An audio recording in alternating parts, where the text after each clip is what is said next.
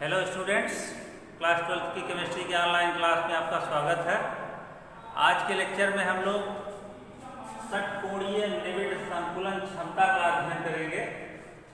इसे इंग्लिश में packing efficiency of hexagonal close packing कहते हैं। तो आइए इसे समझते हैं। षटकोणीय निबिड़ संकुलन, इंग्लिश में hexagonal close packing, short form में HCP भी बोल सकते हैं।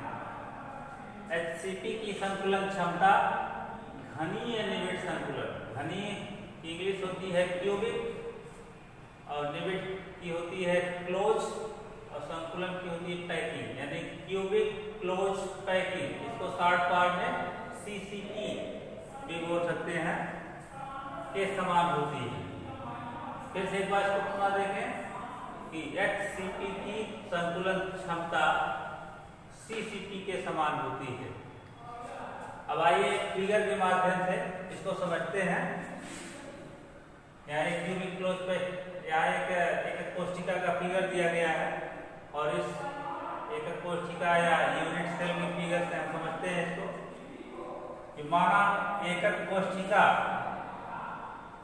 के कोर की लंबाई, यहाँ थोड़ा सा मिस्टेक है, हमारा एकक कोशिका के कोर की लंबाई, कोशिका के कोर की लंबाई स्मॉल a और फलक विकर्ण AC बराबर स्मॉल b हो तो, यानी ये जो लंबाई है एकक कोशिका के कोर की लंबाई ये है और एक घनाकार यानी एक घन है। तो घन होने के कारण जो है, अगर ये यहाँ से यहाँ तक A है तो सभी भुजाएं घन में समान होती है, इसलिए यहाँ BC भी A ही होगी।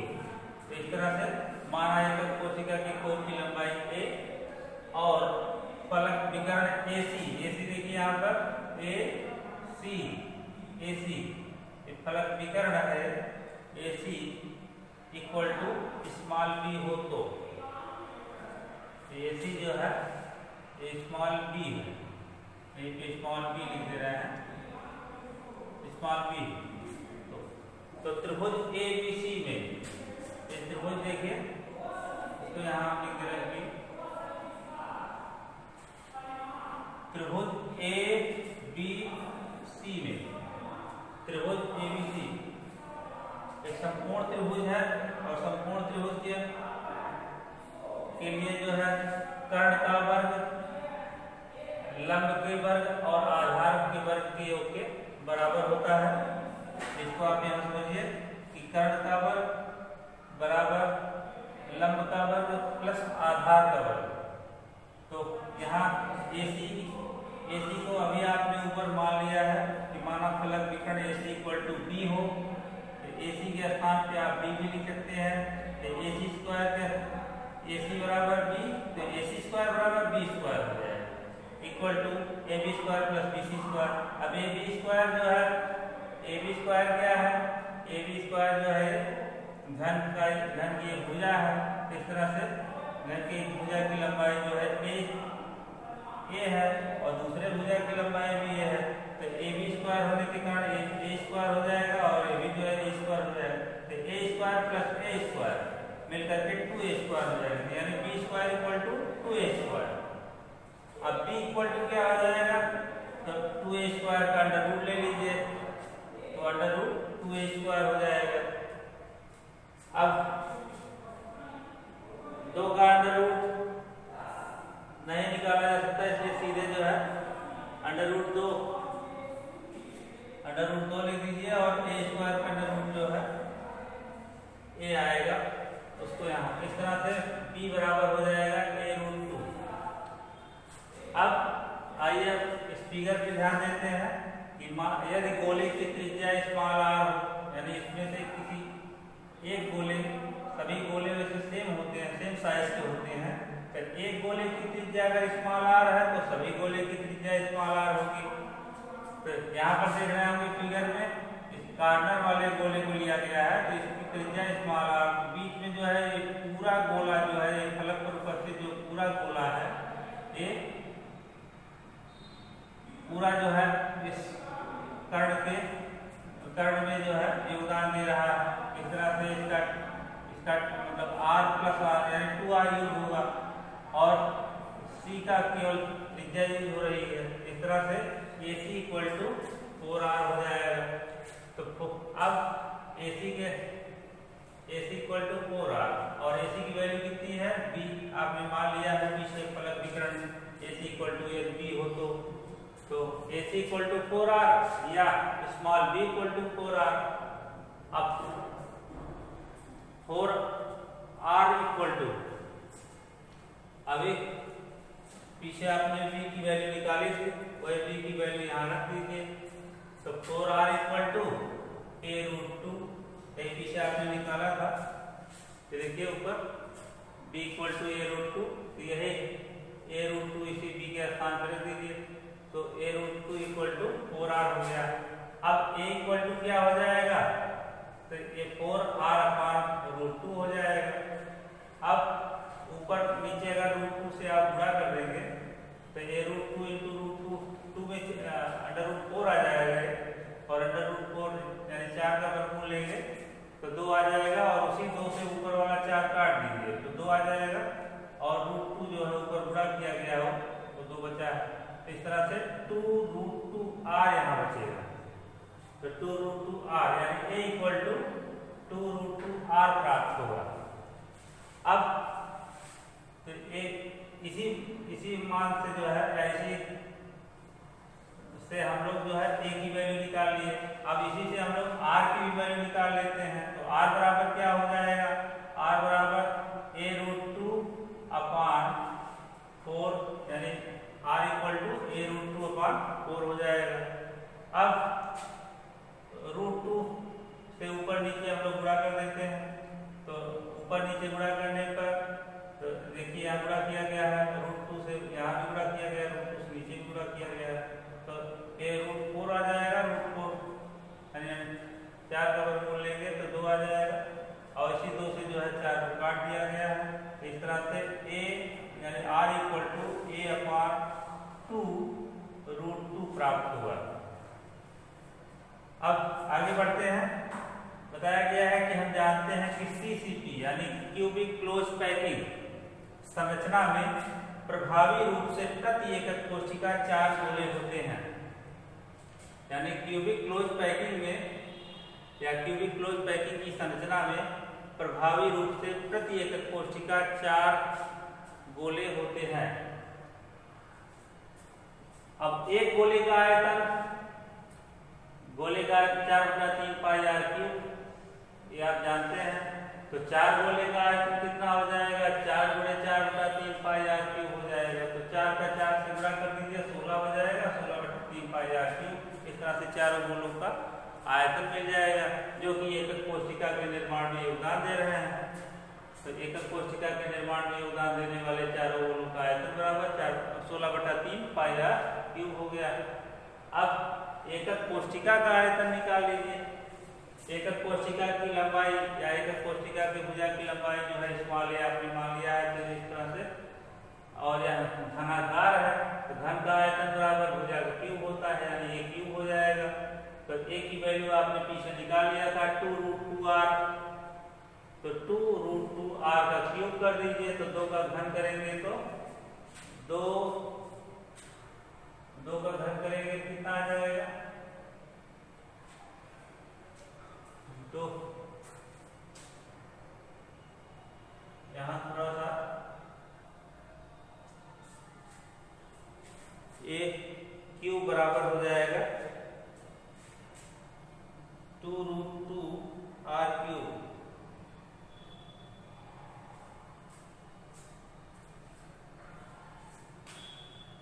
तो इसको 2 × 2 × 2 यानी 2 दूनी 4 दूनी 8 हो जाएंगे, 8। थोड़ा यहाँ समझने की जरूरत है, 16√2r³ ही आएगा। थोड़ा यहाँ समझिए पहले।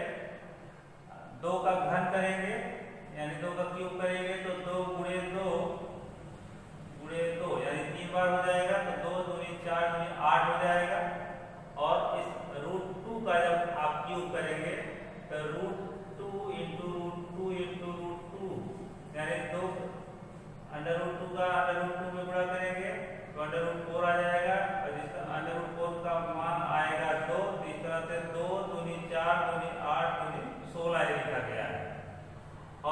1/√2 बचा है उसको लिखा गया है। और आगे r का जब क्यूब करेंगे तो r क्यूब, यहाँ थोड़ा भ्रम की स्थिति थी इसलिए हमने इसको कन्फर्म कर दिया है, तो समझ लीजिएगा बढ़िया से, नहीं कुछ लोग समझेंगे कि 2 का क्यूब करने पर 8 ही आएगा, तो ये कहाँ से 16 लिख दिए हैं। तो इसको ये 16 इसलिए लिखा गया है कि √2 का जब आप क्यूब करेंगे तो √2 इंटू √2 इंटू √2 3 बार होगा, तो √2 इंटू √2 करेंगे तो √4 आ जाएगा और √4 का मान जो है वो 2 आएगा, और उसी 2 के क्यूब के मान में यानी 8 से उसी 2 से गुणा कर दिया गया, 16 हो गया, और जो बचा हुआ √2 था उसको हमने ऐसे लिख दिया है, और आगे r क्यूब। अब तो इस तरह से आपको एकक कोष्ठिका का आयतन मिल गया, और ऊपर जो है ये क्या नाम है, एकक कोष्ठिका के निर्माण में जो योगदान देने वाले चारों गोले हैं या 4 कण हैं उनका आयतन मिल गया। अब संकुलन क्षमता का फॉर्मूला लगा दीजिए पैकिंग एफिशिएंसी का। तो क्या है फॉर्मूला, एकक कोष्ठिका में चारों गोलों द्वारा घेरा गया आयतन बटा एकक कोष्ठिका का आयतन गुणे 100। तो एकक कोष्ठिका में चारों गोलों द्वारा घेरा गया आयतन आपने ऊपर प्राप्त किया है 16/3 पाई r क्यूब, तो इसको आप यहाँ रख दीजिए 16/3 पाई r क्यूब। एकक कोष्ठिका का आयतन कितना आपने प्राप्त किया 16√2 r क्यूब, तो 16√2 r क्यूब हो गया इंटू 100, ये फॉर्मूला में है।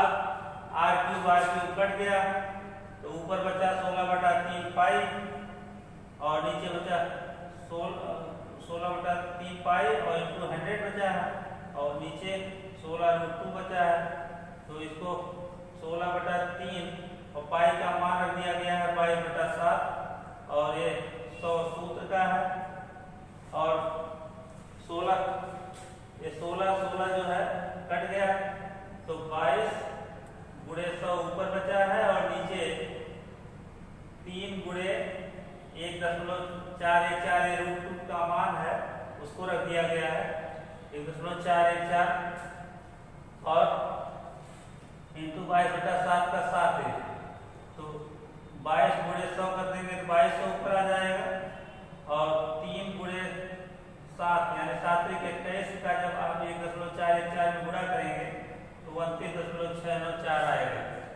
और फिर 2200 में जब आप 29.694 से भाग देंगे तो 74.08% आएगा।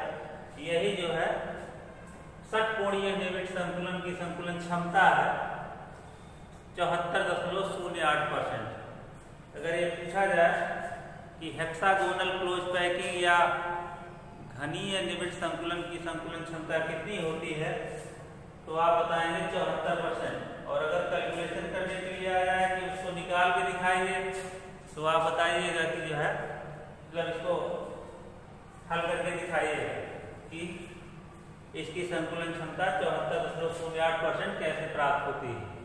तो एक ये हो गया जो है षटकोणीय निविड़ संकुलन की संकुलन क्षमता। एक बार थोड़ा जल्दी फिर से रिपीट कर लेते हैं तब आगे बढ़ते हैं।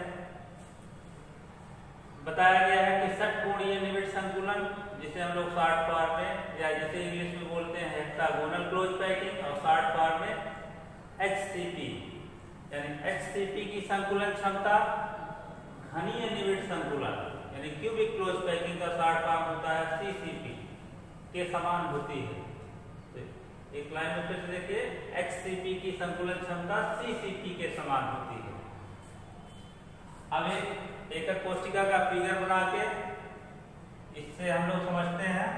इस एकक कोष्ठिका में देखिए कि माना एकक कोष्ठिका के कोर की लंबाई स्मॉल a और फलक विकर्ण AC = B हो, तो त्रिभुज ABC में त्रिभुज ABC एक समकोण त्रिभुज है, इसलिए आप यहाँ पे समकोण त्रिभुज के कर्ण ये जो पाइथागोरस के प्रमेय वाला सूत्र अप्लाई करिए यहाँ पर, जिसमें बताया गया है कि कर्ण का वर्ग शेष दोनों भुजाओं के वर्गों के योग के बराबर होता है। तो वही यहाँ पे अप्लाई करिए कि कर्ण का वर्ग बराबर लंब का वर्ग प्लस आधार का वर्ग। तो यहाँ देखिए AC एक फलक विकर्ण है तो फलक विकर्ण AC स्क्वायर बराबर लंब यानी BC लंब यानी BC और इधर ये हो जाएगा आधार AB। वही यहाँ लिखा हुआ है कि AC स्क्वायर बराबर AB square plus BC square. AC square की वैल्यू आपने ऊपर मान लिया है कि यदि AC स्क्वायर या यदि AC बराबर B हो तो आप AC का मान रख दीजिए। इस तरह से B स्क्वायर इक्वल टू हो जाएगा। अब AB का मान AB जो है ये घन की भुजा को प्रदर्शित करता है तो और इसको माना गया है ऊपर A। इस तरह से B square equal to A square plus A square हो जाएगा तो B square A square plus A square जोड़ करके 2A स्क्वायर हो गया तो B और B इक्वल टू हो जाएगा अंडर रूट 2A स्क्वायर। 2 का अंडर रूट लेंगे तो या इसको वैसे ही लिख दीजिए अंडर रूट 2 और जबकि A स्क्वायर का अंडर रूट जो है ये मान लीजिए A आएगा तो ये यहाँ लिख दिया गया है कि B equal to A root 2। अब आगे फिर बताया गया है कि यदि गोले की त्रिज्या स्मॉल r हो यानी जो इस क्यूबिक क्लोज पैकिंग में जो ये गोले हैं जिनकी सहायता से इस घनीय संरचना का निर्माण हो रहा है, इस गोले की त्रिज्या यदि स्मॉल r है तो इसमें आप देख रहे होंगे 3 गोले AC कर्ण पर या AC फलक विकर्ण पर 3 गोले एक दूसरे को स्पर्श कर रहे हैं जिसमें 2 की त्रिज्या अपना योगदान दे रही है और एक का संपूर्ण गोला अपना योगदान दे रहा है यानी उसका व्यास उसमें भाग ले रहा है। इस तरह से तीनों गोलों की सहायता से जब हम लोग कैलकुलेट करते हैं तो B की वैल्यू जो है 4r प्राप्त होती है। तो क्योंकि बीच वाले गोले से 2r मिलेगा और किनारे किनारे वाले गोले से r और r यानी 2r मिलेगा तो 2r plus 2r equal to 4r। अब B की वैल्यू आपने ऊपर प्राप्त किया है A रूट 2 तो वही B की वैल्यू आप रख दीजिए तो 4r इक्वल टू हो जाएगा A रूट 2। या अगर A की वैल्यू आपको निकालना है क्योंकि इस एकक कोशिका का आयतन ज्ञात करने में A की वैल्यू की जरूरत है तो A इक्वल टू तो 4r अपान रूट 2 हो जाएगा। रूट 2 से ऊपर नीचे जब गुणा कर देंगे तो नीचे 2 आ जाएगा, 2 से 4 को काट देंगे तो 2 यानी 2 रूट 2 r प्राप्त होगा। अब r की वैल्यू हम लोग निकालते हैं तो r बराबर क्या हो जाएगा, इसी मान से हम लोग जो है r या इसी वैल्यू से हम लोग r की वैल्यू निकालते हैं तो r बराबर क्या हो जाएगा A रूट 2 अपान यानी A रूट 2 अपान 4 ये 4 जो है इसके नीचे चला जाएगा तो r बराबर हो जाएगा A रूट 2 अपान 4। अब अंडर रूट 2 से ऊपर नीचे गुणा किया गया है, गुणा करने पर ऊपर जो है अंडर रूट 4 हो जाएगा रूट 2 का रूट 2 में गुणा करने पर और अंडर रूट 4 का मान जो है 2 होता है तो ये लिखा गया है तो A इंटू 2 हो गया अपान 4 इंटू अंडर रूट 2 हो गया तो 2 से हम लोग 4 को काट देते हैं तो 1 का 2 2 दूनी 4 तो A अपान 2 रूट 2 हो गया। अब आगे फिर r की वैल्यू मिल गई A अपान 2 रूट 2। अब आगे बढ़ते हैं।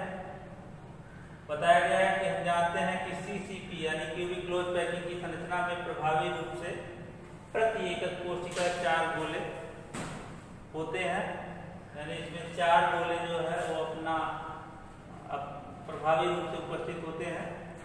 तो एक गोले का आयतन 4/3 पाई r क्यूब होता है तो 4 गोले का आयतन कितना हो जाएगा 4 × 4 3 पाई r क्यूब यानी 16/3 पाई r क्यूब हो जाएगा।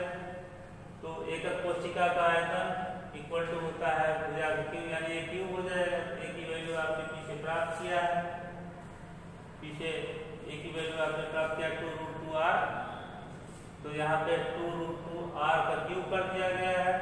2 का घन करेंगे तो 8 मिल जाएगा, रूट 2 का घन करेंगे तो 2 रूट 2 मिलेगा तो 8 में 16 हो जाएगा 16 रूट 2 r क्यूब। अब संकुलन क्षमता निकाल लेते हैं फॉर्मूला लगा के। संकुलन क्षमता बराबर एकक कोशिका में चारों गोलों द्वारा घेरा गया आयतन बटा एकक कोशिका का आयतन गुणे 100।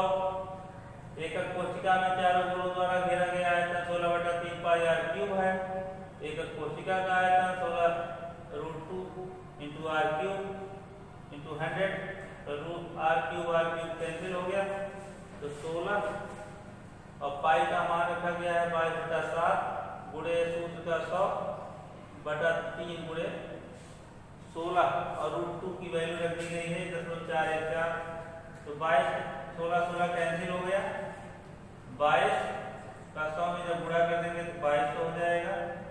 3 सत्ते 21 का जब 1.414 जो कि √2 का मान है उसमें जब गुणा कर देंगे तो 29.694 आएगा, तो 2200 में 29.694 से जब आप भाग देंगे तो 74.08% जो है ये मान प्राप्त होगा। तो इस तरह से षटकोणीय लिमिट संकुलन की जो संकुलन क्षमता होती है वो 74.08% होती है, या दशमलव के बुक में 0.08% छोड़ दिया गया है, सीधे 74% बताया गया है, तो भी आप बता सकते हैं कि CCP या HCP की संकुलन क्षमता 74% होती है। तो आज के लेक्चर में बस इतना ही, धन्यवाद।